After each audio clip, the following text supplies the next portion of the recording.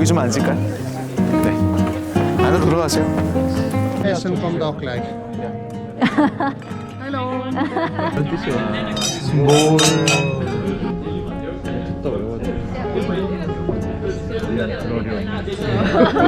맛있다. 이 집이 그렇게 페트롤을 강조하는 집이 아니야.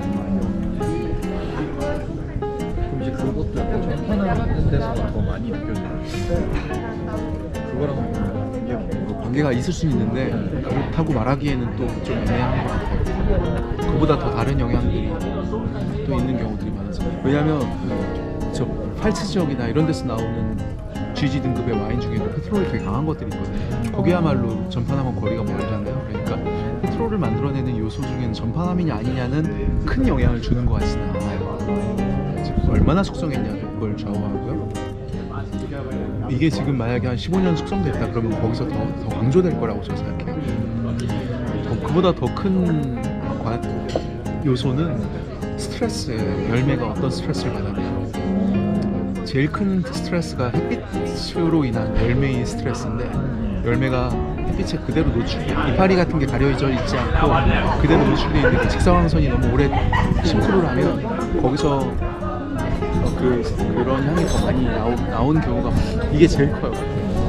그래서 열매에 얼마만큼의 햇빛이 투과됩니다. 이게 되게 큰 요소여서 일부러 그걸 더 강조하고 싶으면 열매 옆에 있는 이파리들을 좀 많이 떼주고 노출시키는 경우가 있어요. 보이는 유전자적인 특징이 조금 그런 것들을 더 잘 드러내는 열매가 리즐링이라서 우리가 보편적으로 그런 것들을 느낀다고 하는 건데, 이걸 만들어내는 요소가 꼭 한두 가지가 아니고 되게 복합적인 거라서 이 정도만 아시면 될 것 같고, 그리고 그런 페트롤이 느껴지는 게 리즐링만 있는 건 아니고 다른 품종들도 마시다 보면 그런 게 느껴질 수도 있고, 그리고 미네랄도 그런 것들을 또 더 증폭시키는 데 역할을 해서 미네랄도 이제 요소가 될 수 있고 그렇습니다.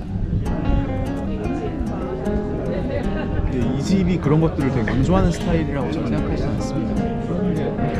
되게 저한테는 진한데 맑고 깨끗함을 추구하는 집이라고 저는 생각을 해요. 힘이 되게 좋다고 생각하고요. 진한데 천년 역사의 와이너리들이 몇 군데가 있어요. 오면서 다 지나왔어요. 우리가 엘트빌레에도 수도원 양조장이 있고 다 옛날부터 있었던 수도원들이에요. 그리고 여기가 유명하고, 수도원의 역할은 정말 중요한 게 뭐냐면, 수도원에서 수도사들이 기록을 남기기 전까지는 이 농법이 학문적으로 정립이 되어서 기록으로 남긴 적이 별로 없었어요. 로마인들이 처음으로 와인 양조수를 적극적으로 여기 갖고 왔었고, 그 당시에 갖고 온 포도뿌리가 과연 이 리즐링인지 아닌지는 몰라요. 기록이 없으니까. 그 로마인들이 저 트리어 쪽부터 들어와가지고 여기까지 다 지배했고 관리를 했잖아요. 그 시절부터 여기가 아주 유명한 포도 산지였었고, 라인가우와 모셀강 지역의 거의 모든 와이너리는 똑같아요. 제일 좋은 포도밭은 남향이나 남서향을 하고 있어요. 지구에서 위도가 높다는 건 적도에서 멀어지면 멀어질수록 직사광선을 받기가 어려워요. 그냥 플랫한 땅에 심으면. 최대한 기울어져 있는 남향을 하고 있는 언덕에 포도를 심어야 햇빛이 더 직사광선으로 받을 수가 있잖아요. 거기다 물에다 또 반사된 빛까지 받고, 이런 조건을 이용해서 가뜩이나 해가 부족했고 지금보다 훨씬 더 추웠던 그 당시에 기후적인 어떤 핸디캡을 극복하려고 했던 노력이 라인강과 모젤강에서 볼 수 있는 거예요. 그리고 산 꼭대기를 보면 오늘날의 얘기인 거죠. 옛날엔 다 나무로 덮여 있겠지만 개간된 포도밭을 보면 그 끝에는 나무가 자라고 있는 숲이 있어요. 별거 아닐 것 같지만 어떤 경우에 거기 담벼락까지 만들어 놓고 있거든요. 이게 북쪽에서 이렇게 넘어오는 그 겨울 바람을 꽤나 차단해 준대요. 우리야 뭐 그게 뭐 얼마나 차단하겠어 그러겠지만, 뭐 365일 밖에 있어야 되는 포도나무 입장에서 보면 그것도 꽤나 무시 못할, 겨울을 버틸 수 있는 그 어떤 바람으로부터 보호막을 해주는 그런 역할을 해주는 게 북쪽의 숲의 나무들이에요. 여기 카를 대제가 아헨에 거점을 두고 여기도 많이 왔다 갔다 했었을 텐데, 특히 여기 슐로스 요하니스베르크 언덕 밑에 쪽을 지나가면서 보다가 한겨울에 눈이 쌓여 있는 그 산 언덕 중에서 여기가 눈이 제일 먼저 녹는 걸 발견했대요. 이 슐로스 요하니스베르크가 워낙 양지 바른 언덕이니까 저거 포도 농장 만들면 좋겠다 그래서 그때도 또 본격적으로 여기를 개간을 해서 포도 산지로 만들었으니까, 그때가 9세기 초잖아요. 그 무렵부터 이미 여기는 본격적으로 포도밭을 만들었으니 이 언덕은 그러니까 이 포도원의 역사는 최소한 900에서 1000년 혹은 그 이전도 바라볼 수 있고 어쨌든 요하니스베르크란 이름으로 역사가 이어진 건 거의 1000년 됐다 보시면 될 것 같아요. 수도사들의 역할은 이제 그렇게 군사적인 목적이라든지 왕의 어떤 잔치상에 올릴 그런 목적으로서만이 아니라 수도원의 아주 중요한 경제 수익원이 됩니다. 농작물들 중에서 제일 가치가 높았던 건 그 당시에는 와인일 거 아니에요. 독일에 포도 농사 지을 수 있는 곳은 다 이쪽에 모여 있잖아요. 그러니까 이 리즐링이라는 포도를 통해서 만든 와인은 수도원의 가장 중요한 경제적인 수익원이었었고 독일에서 앞차키를 켈터라 그래요. 켈터는 옛날 로마 시절이나 지금 이 시절이나 크게 변하지 않았어요. 뭐 보시면 아시겠지만 여기에다가 포도송이 넣어놓고 나무 판때기 같은 거 여기다 깐다 그 위에 덮어놓은 다음에 이렇게 돌려면 나사가 내려가서 압착이 될 거 아니에요? 그렇게 포도즙을 짜서 그게 흘러나오는 구멍들이 있었을 거예요. 받아가지고 그거를 발효를 하는 그런 방식을 썼던 거죠. 오래된 거네. 300년이 된 그런 켈터가 여기 보존되고 있네요. 슐로스 요하니스베르크의 역사적인 중요성을 대변해주는 저 기념비가 저 앞에 있으니까 우리 그리로 가볼까요? 여기서 차로 한 2시간 반 정도 가면 나오는 도시가 풀다란 도시예요. 풀다도 되게 중요한 역사적인 도시였고 거기도 주교가 다스리던 도시였었거든요. 그 당시에 풀다의 대주교가 여기를 지배하고 있었어요. 그래서 부르고뉴나 이런 지역이라면 그 동네에 제일 경험이 많은 그 와인 양조사가 내일부터 포도 땁시다. 다음 주 월요일부터 땁시다 이걸 할 텐데 당시에는 어쨌든 그 권한을 우리 주교님께서 갖고 있었다 보니까 포도 딸 때쯤 되면 포도가 얼마나 익었는지를 소식을 전해가면서 전령들이 그 명령을 받아서 빨리 전달해서 포도 수확을 하게끔 했거든요. 근데 이 해에는 1775년도에는 어떤 이유인지는 정확치 않지만 대략 한 2주일 정도 그 명령이 늦게 하달되었어요. 그걸 바라보고 있는 여기 농사꾼들은 아주 애간장이 탔는데 아직 주교님의 연락이 안 왔으니까 딸 수가 없었던 거예요. 그래가지고 한 2주 동안 그 포도가 계속 익어가는 거를 이미 과속되어 가는 걸 지켜볼 수밖에 없었고 그때서야 이제 2주 뒤에 도착했지만 열매는 이미 너무 과속이 되어버렸던 거지. 그 열매를 버리기 아까우니까 따가지고 포도주를 담궈보니 그동안 먹던 거랑 또 다른 느낌이에요. 엄청난 폭발적인 풍미가 아주 멋진 아로마와 함께 나왔다는 거죠. 열매가 많이 익었으니까 더 당도도 높아졌을 것이고 당도가 높다는 건 그걸 가지고 표현할 수 있는 폭이 되게 넓다는 거예요. 잔당을 남겨서 달콤한 와인도 만들 수 있고 잔당을 없애서 굉장히 힘있는 드라이한 와인도 만들 수 있고 그 당시에 과연 그게 어떤 스타일의 와인이었는지는 그때 먹어본 사람들은 알겠지만 어쨌든 그런 의미에서 슈페틀레제 느스와 독일어로 슈페트겔레젠 한 걸 레이트 하비스트한 거를 슈페틀레제라고 하는 거니까 그런 와인의 매력을 본격적으로 살리기 시작한 시절을 이쯤이라고 보시면 돼요. 이거는 그냥 설화인 거죠. 그러니까 일종의 상징적인 사건인 거죠. 이런 게 없었겠어요? 다 해봤겠지.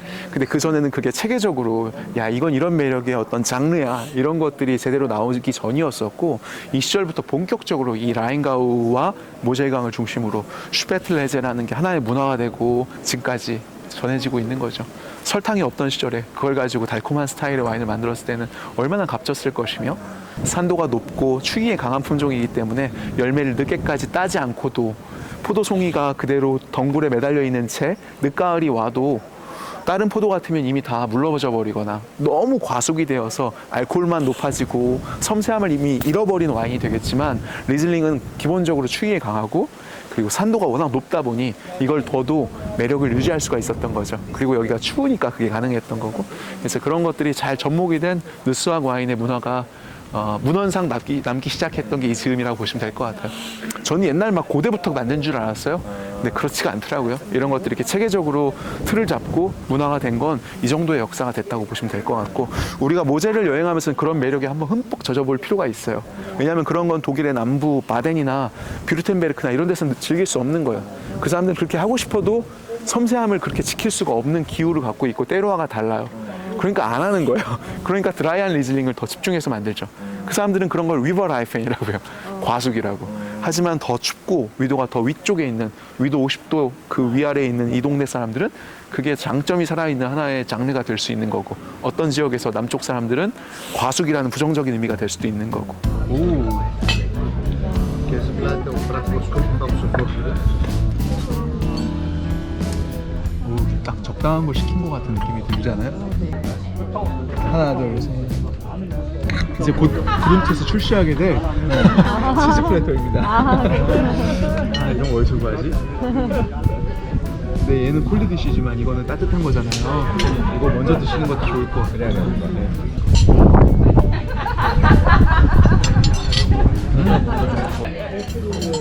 그야말로 진짜 진한 브라트로스트. 밀도 있고 쫄깃쫄깃한. 정말 제가 꿈꾸던 점심 식사예요. 딱 좋아요 지금.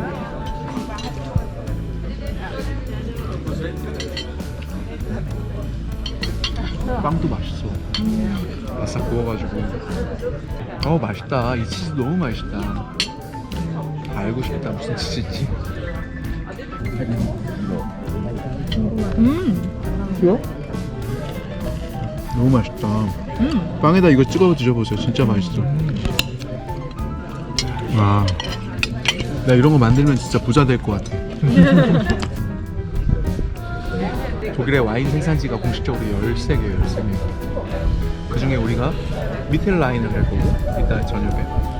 지금은 라인가우에 있는 거고, 인근에 라인 헤센이 저기 보이는 게 라인 헤센인 거고. 이 정도는 알고 가시는 게 좋아요. 이번에 그 지형적으로 라인강이 남에서 북으로 흐르잖아요. 저희가 남이고 북이고 강이 이렇게 흐르잖아요. 비스바덴부터 류데스하임 이쪽까지가 다 라인강이고. 완전 행복해요. 한 잔 더 살면서 하시죠. 제일 행복한- 한 잔 더 하시죠. 살면서 제일 행복한 순간인 것 같아요. 이 즐거움을 아신다면 제가 감사하죠. 제가 너무 감사해요. 이런 여행을 언제 하겠어요. 또 할 겁니다. 우리는 목표를 그렇게 갖는 게 좋을 것 같아요. 어제 명언을 했잖아요. 이제 기준점이 될 거다. 내가 열심히 일할 이유가 되고. 얘는 거의 맛이 매주 수준인데? 거의 매주 수준인데. 건강에 좋은 거 아니에요? 네, 너무 좋아.